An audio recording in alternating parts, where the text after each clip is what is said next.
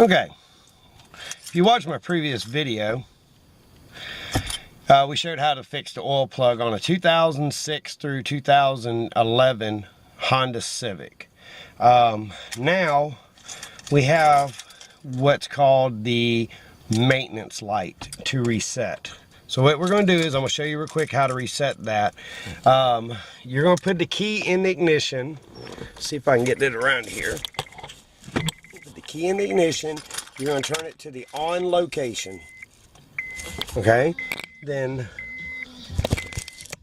right here is oil maintenance light. So what you're going to do is reach over here to where it says select, and you're going to hold that down.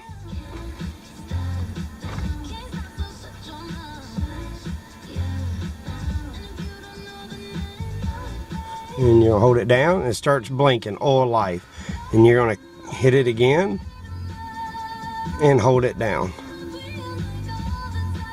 There you go. Now the oil light is off, and when you click on your thing, now your oil life says 100%. And that's how you would reset that. It's a fairly straightforward, easy solution how to get that oil light off.